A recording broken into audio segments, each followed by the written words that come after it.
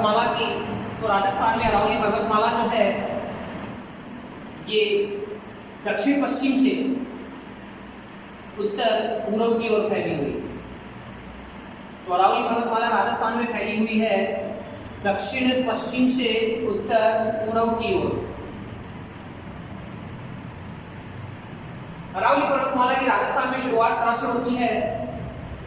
राजस्थान में अरावली पर्वतमाला की शुरुआत खेड़ ब्रह्मा सिरोही से होती है, जैसा कि हमने अभी पढ़ा था। और राजस्थान में अरावली पर्वतमाला का अंत कहाँ होता है? तो राजस्थान में अरावली पर्वतमाला का अंत होता है खेतड़ी, सिंघाड़ा, झुंझुनू। विस्तार, तो राजस्थान में अरावली पर्वतमाला का विस्तार है दक्षिण पश्चिम से उत्तर पूर्व। अब देखिए, बात करते हैं जिलों की, और सबसे बड़ा कंफ्यूजन यही है, और ये कंफ्यूजन है सिर्फ लैंग्वेज का कि क्या पूछा जाता है और हम क्या पढ़ के लिख के आ जाते हैं। अरावली पर्वतमाला का अधिकतम विस्तार, राजस्थान में अरावली पर्वतमाला का अधिकतम विस्तार एनसीईआरटी को यदि फॉलो करें तो अधिकतम विस्तार है 16 जिलों। बहुत से राइटर्स 17 भी लिख देते हैं, मगर वास्तविकता प्रमाण क्या है हमारे पास? तो एनसीईआरटी 16 जिले। तो अधिकतम विस्तार है 16 जिलों में।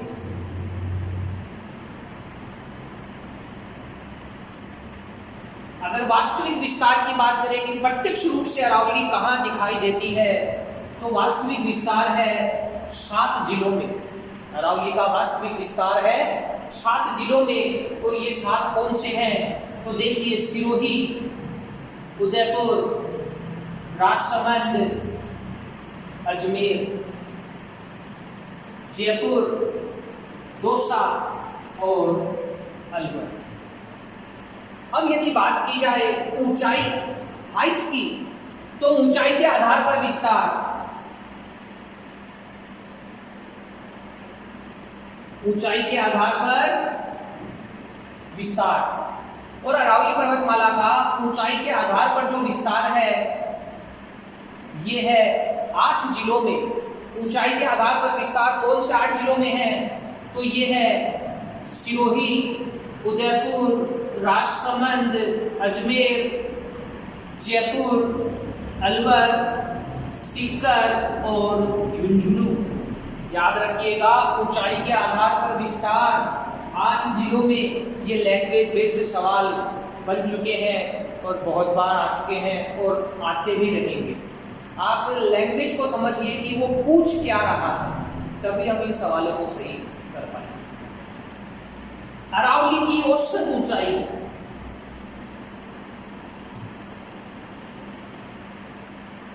तो जो अरावली पर्वतमाला है इसकी औसत ऊंचाई है 930 मीटर। याद रखिएगा, अरावली पर्वतमाला की औसत ऊंचाई है 930 मीटर। तो ये जो अरावली पर्वतमाला है ये राजस्थान को 2 भागों में बांटती है। कितने भागों में बांटती है? 2 भागों में। और हमने पहले भी बात की थी डॉक्टर रामलोचन सिंह की। तो अरावली पर्वतमाला ने राजस्थान को 2 भागों में बांटा।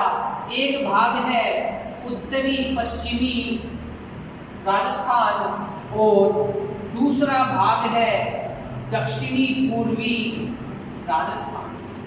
अरावली का विस्तार है दक्षिण पश्चिम से उत्तर पूर्व, और अरावली बांटती है राजस्थान को उत्तर पश्चिम और दक्षिण पूर्व।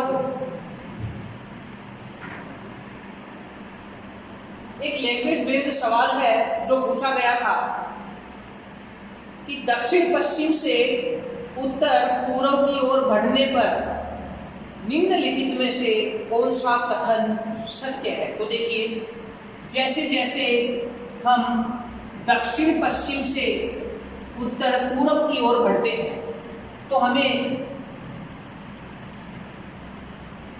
ऊंचाई में कमी नजर आती है। अरावली पर्वतमाला की जो ऊंचाई है वो घटने लग जाती है। दूसरा, चौड़ाई में कमी, और अरावली पर्वतमाला की जो चौड़ाई है वो भी घटने लग जाती है।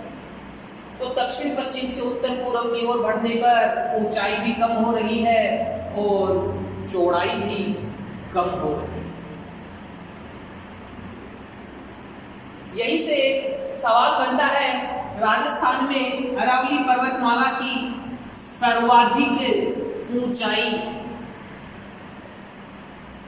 तो राजस्थान में अरावली पर्वतमाला की सर्वाधिक ऊंचाई जो है वो देखने को मिलती है सिरोही में। दूसरा है सर्वाधिक चौड़ाई, अरावली पर्वतमाला की सर्वाधिक चौड़ाई, अरावली पर्वतमाला का सर्वाधिक विस्तार, तो ये देखने को मिलता है हमें उदयपुर। सर्वाधिक ऊंचाई सिरोही में है और सर्वाधिक चौड़ाई या विस्तार है उदयपुर में। तो सर्वाधिक ऊंचाई सिरोही में थी। सर्वोच्च स्थान, सबसे ऊंचा स्थान, तो अरावली पर्वतमाला का सर्वोच्च स्थान है, सबसे ऊंचा स्थान है गुरु शिखर। यही से बन जाता है सबसे नीचा स्थान, और अरावली पर्वतमाला में सबसे नीचा स्थान है पुष्कर घाटी। आप मुझे बताएंगे राजस्थान की सबसे ऊंचाई पर स्थित झील और राजस्थान की सबसे गहराई में स्थित झील, दोनों की बात हम कर चुके हैं। कमेंट बॉक्स में आपका आंसर आना चाहिए, आपको समझ में भी आ रहा है या नहीं आ रहा। चलिए आगे बढ़ते हैं, बात करते हैं अरावली पर्वतमाला के क्षेत्रफल की। तो राजस्थान में सबसे बड़ा भौतिक भूभाग था पश्चिमी रेगिस्तान, जो कि राजस्थान के क्षेत्रफल के 61.11% भूभाग पर फैला हुआ था। तो वैसे ही अरावली पर्वतमाला राजस्थान के लगभग कितने प्रतिशत क्षेत्रफल पर फैली हुई है, तो ये है लगभग 9%। देखिए जो क्षेत्रफल बेस्ड सवाल है ये लगातार आ रहे हैं, क्रम से भी आ रहे हैं, पटवार का तो फेवरेट सवाल है। आगे बात करते हैं जनसंख्या। तो अरावली पर्वतमाला का जो क्षेत्र है इसमें राजस्थान की कुल कितने प्रतिशत जनसंख्या निवास करती है, तो ये थी 10%। और यहीं से सवाल बन चुका है, राजस्थान के कौन से भौतिक भूभाग में सबसे कम जनसंख्या निवास करती है। तो सबसे कम जनसंख्या का निवास कौन से भौतिक भूभाग में है, अरावली। क्योंकि देखिए अरावली पहाड़ी क्षेत्र है, पथरीला क्षेत्र है, और लोग रहना पसंद करते हैं मैदानी क्षेत्रों में, ना कि पहाड़ी और पथरीले क्षेत्र। चलिए बात कर लेते हैं जलवायु। ये जो क्षेत्र है यहाँ की जलवायु कैसी है। इस क्षेत्र की जलवायु है उप आर्द्र जलवायु। कैसी जलवायु है, उप आर्द्र जलवायु है। वनस्पति, यहाँ कैसी वनस्पति पाई जाती है, तो यहाँ पाई जाती है पतझड़ वनस्पति।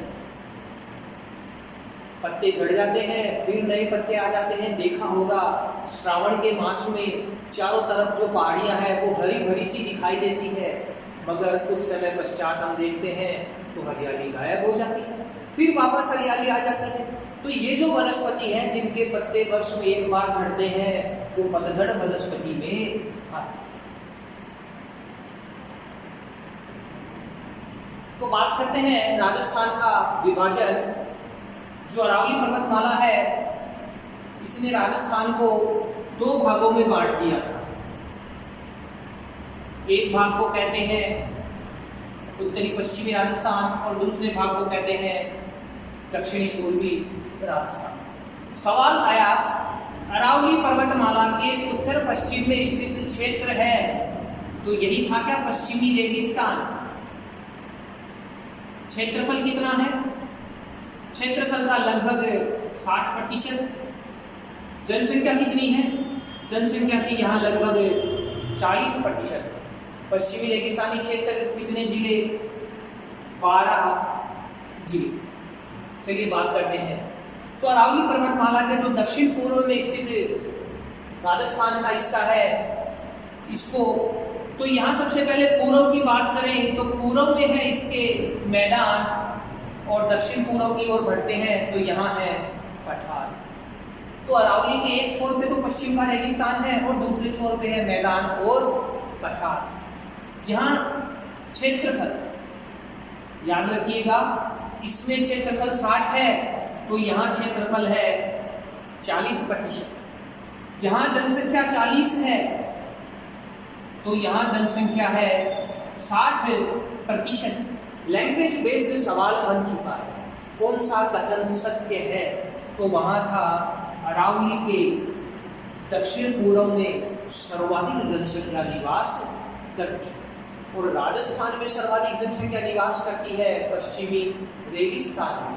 राजस्थान में सर्वाधिक जनसंख्या निवास करती है जयपुर जिले में। हम पहले राजस्थान की सामान्य परिचय में जनसंख्या के संदर्भ में विस्तार से चर्चा कर चुके हैं। यदि आप नए हैं तो आप पुराने वीडियोस को जाके देखिए, राजस्थान का सामान्य परिचय भाग 2 और भाग 3। तो ये जो क्षेत्र है अरावली वाला, इस क्षेत्र में मृदा कैसी है? तो अरावली पहाड़ी क्षेत्र है, इसीलिए यहाँ पर है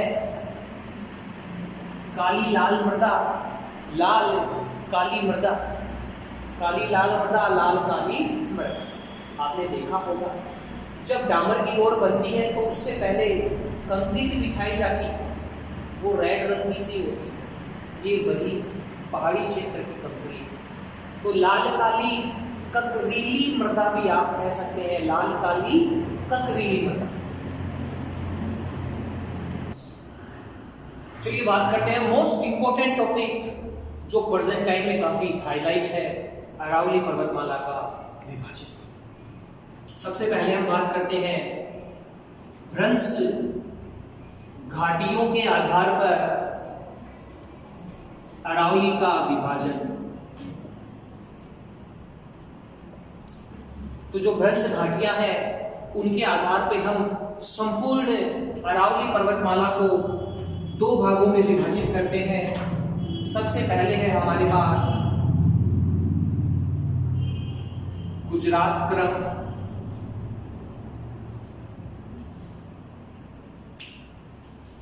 जिसे हम लोग कहते हैं अरावली क्रम की पहाड़ियां। ये है गुजरात से लेकर उदयपुर तक। दूसरा है दिल्ली क्रम, जो शुरू होता है राजसमंद से लेकर दिल्ली तक। तो भ्रंश घाटियों के आधार पे अरावली पर्वतमाला को बांटा जाता है 2 भागों में, अरावली क्रम, गुजरात क्रम, और दूसरा है दिल्ली क्रम। सवाल आ चुका है, दिल्ली क्रम का विस्तार है राजसमंद से लेकर दिल्ली तक, दिल्ली में रायसीना हिल्स की पहाड़ियों पर। सवाल आ चुका है, अरावली क्रम की शुरुआत होती है तो गुजरात के पालनपुर से, पालनपुर गुजरात से।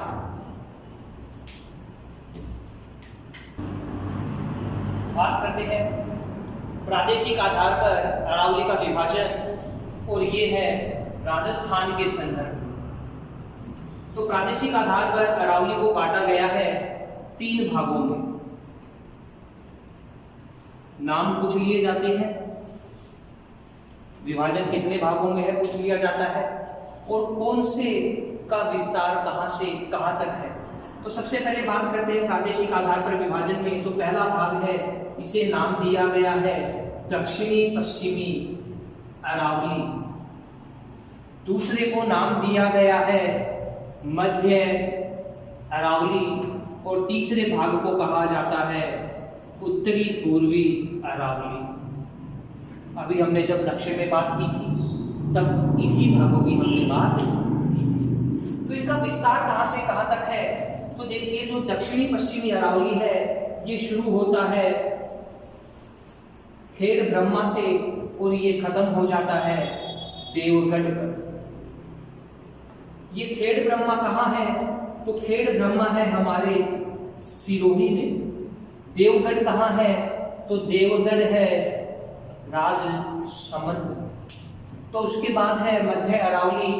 मध्य अरावली कहाँ से शुरू होगा, मध्य अरावली देवगढ़ से ही शुरू होगा। और मध्य अरावली कहाँ खत्म हो जाएगा, मध्य अरावली खत्म हो जाएगा सांभर। सांभर कहाँ, सांभर है जयपुर। हमने बात की थी सांभर झील की, जो कि नागौर, अजमेर और जयपुर तीनों ही जिलों की सीमाओं को स्पर्श करती है, मगर सर्वाधिक विस्तार था सांभर झील का जयपुर झील। अब बात करते हैं उत्तरी पूर्वी अरावली की, तो ये सांभर से शुरू होगी, मगर ये खत्म कहाँ होगी, तो ये खत्म होगी खेतड़ी। खेतड़ी सिंघाना। खेतड़ी सिंघाना कहाँ है, ये है हमारे झुंझुनू में।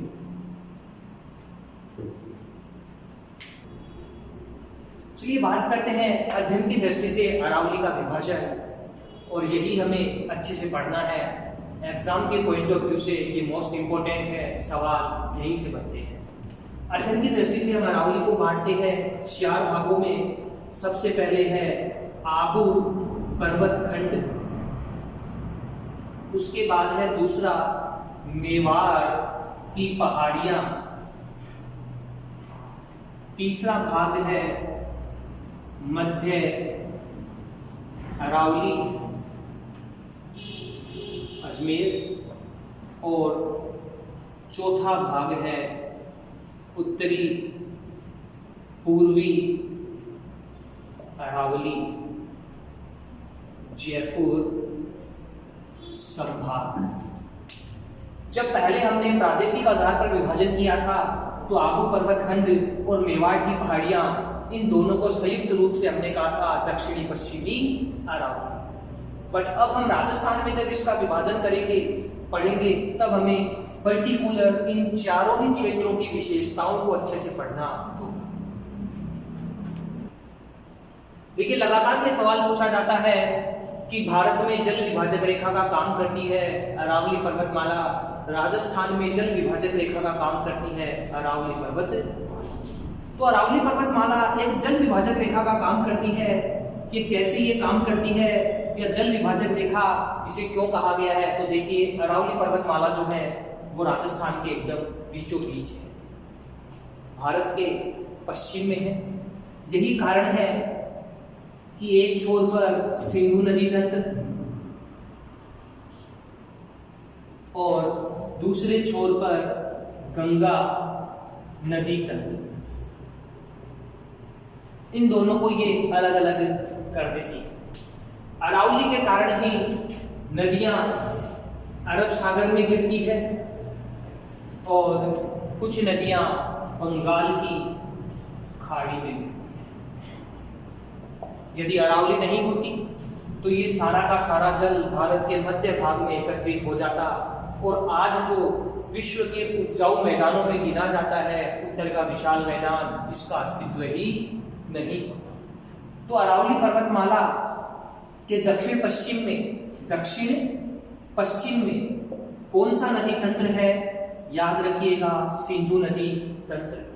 अरावली पर्वतमाला के उत्तर पूर्व में कौन सा नदी तंत्र है, गंगा नदी तंत्र। ये अरावली पर्वतमाला राजस्थान की नदियों को भी अलग अलग भागों में विभाजित कर देती है। कुछ नदियां अरब सागर में जाती है, जैसे कि अरावली के पश्चिम में है लूणी नदी। कुछ नदियां बंगाल की खाड़ी में जाती है, जहां से मोस्ट इंपोर्टेंट है आपके बनास नदी।